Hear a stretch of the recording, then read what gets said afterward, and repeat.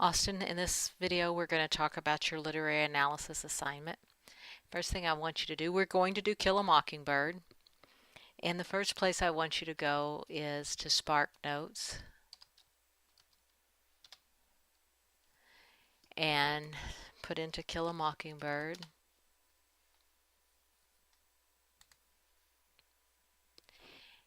And Spark Notes is a great place to start when you have a literary analysis or a summary of a book or anything.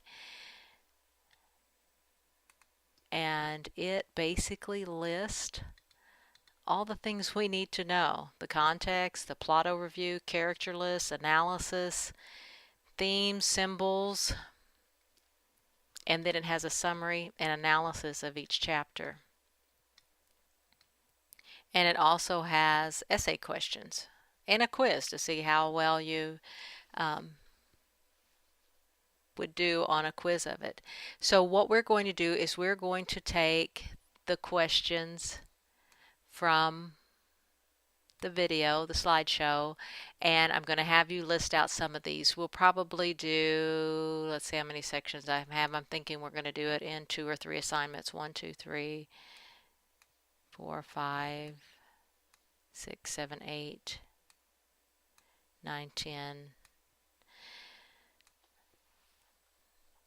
The first parts are pretty simple. It's when we get down to the characterization questions that are going to take you a little bit longer.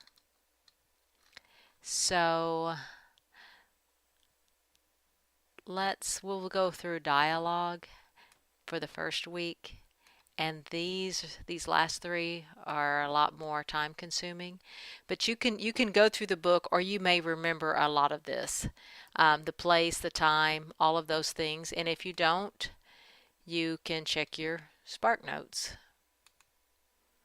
Some of them it's not going to be in here, but see, here's the context. When I was in the slideshow talking about the context, this is what was happening when in Harper Lee's life. So why she came to write this book.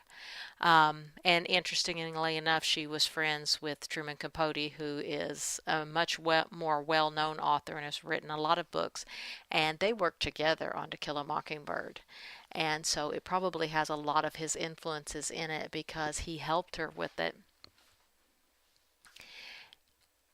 And she also based Dill off of him. That's interesting. And I don't know if you've ever seen Truman Capote, but he would be a perfect Dill.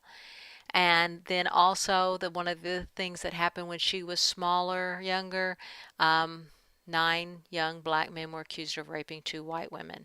So that must have impacted her somehow. And so she wanted to tell a story.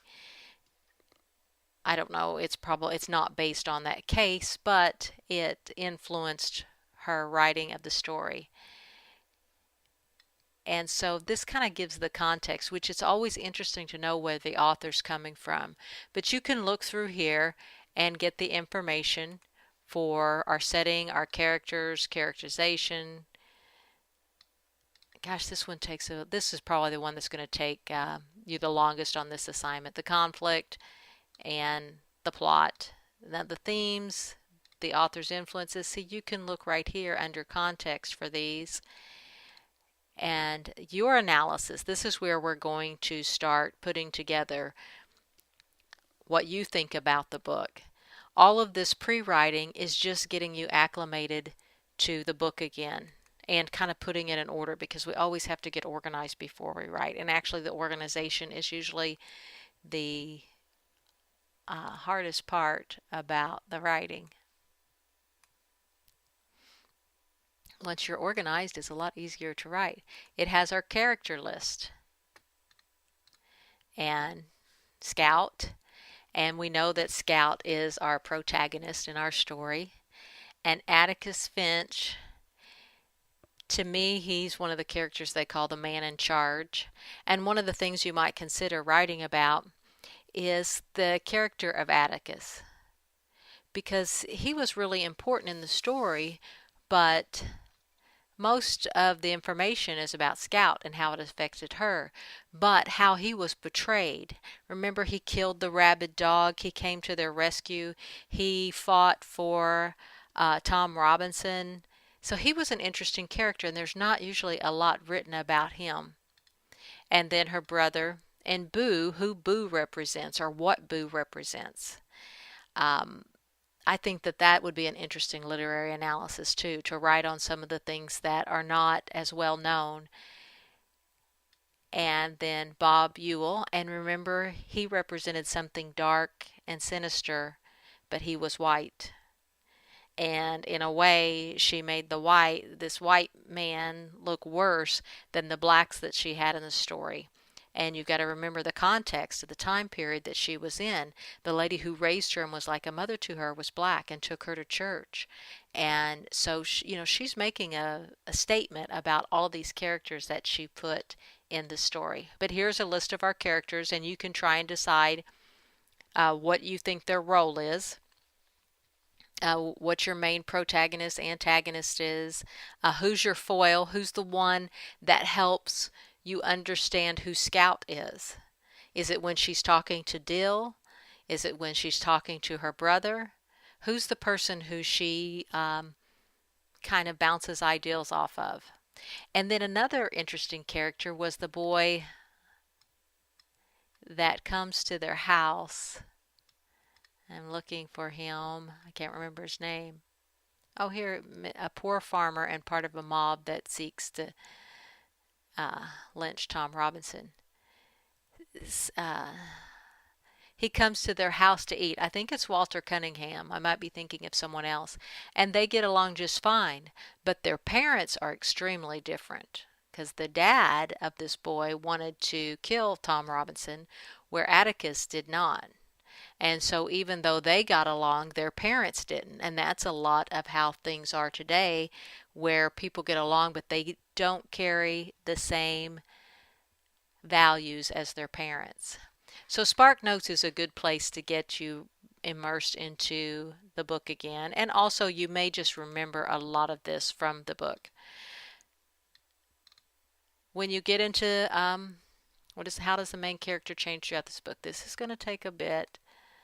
And actually, I might have you do like the one sentence answers. I think I'm going to change that this first week. And we may actually divide some of this up into 3 weeks, because I have put some things that are going to take a while. But as you're reading, you can fill out what you come across, especially as you're going through SparkNotes and you're going through your books. See, here is the analysis of major characters. And this is analyzing the characters. And here is at the beginning, Scout's an innocent, good-hearted 5-year-old child who has no experience with the evils of the world. As the novel progresses, so how is she at the end? She has her first contact with evil in the form of racial prejudice. So what did she learn? But she also learned something from Boo Radley, and that to me is one of those minor things that was weaved into the story. Yes, she learned that people are judged by the color of their skin, but Boo Radley was extremely white in the story because he didn't go outside. So what is the author trying to say through Boo Radley? And those might be some of the thoughts that you want to give to your literary analysis, because you won't find stuff like that on SparkNotes. It kind of just goes through real basic information, but you'll find information about the plot here. And it's very basic information, but it gets you started. So when you get to college and you have to review a book, I know Ethan has done The Things They Carried, and I'm going to just see if that's in here, and also The Sunflower. For different classes. Yes, and so that's always a good place to start. Sometimes it might be the first place you start before you read the book, because that will get you a little more immersed into the story and let you start watching for things. So your assignment is to fill out the pre-writing sheet. And we're going to work on this pre-writing sheet because it's pretty detailed for 2 or 3 weeks. We only have 6 weeks left in the school year, and so we'll finish this school year with this literary analysis. I'll give you 2 or 3 weeks to do all the pre-writing and then send me a draft, and I'll get that draft back to you and we will finalize it. This will be our final assignment, but you can tell that it's writing a literary analysis is not something that you're going to be able to pull off quickly. So when you get to college or when you're having to analyze anything, you kind of have to break it apart. And I know you know about cars. It's like taking the engine apart and trying to find out how the pieces fit together. That's what we're doing with the book. And it just takes some time to take it apart. If it's a book that has no information about it, it even takes longer because you have to read it and come up with it yourself. So for this first week, I don't know how I'm going to divide this. I'm going to think about it after the video, but I want you to try and get probably a third of the questions done. And if you end up wanting to write a little bit longer, some of these are going to do paragraphs, and I'll actually put out beside it, whether it's a one sentence or a paragraph, what I'm expecting for you to come up with this. What are the characters' motivations? See, that's definitely going to be a paragraph. It depends on the character, of course. Like Dill, he doesn't have a lot of motivation, although he does have a history. There's been enough character development about Dill. We know his situation's not perfect either.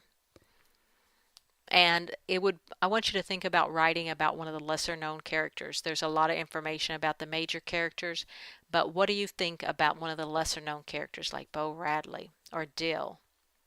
Or Atticus, although he's a big player, there's not a lot written about those. They usually write about Scout.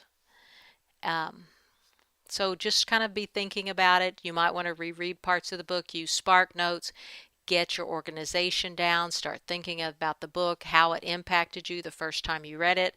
This is one of my favorite books. Every time I read it, I pick up something a little bit different from it. And you might do that also when you're rereading parts, you might, oh, I just didn't realize that. And try and find something that's interesting to you, a topic that you feel like that you can get behind. So that's the end of the video.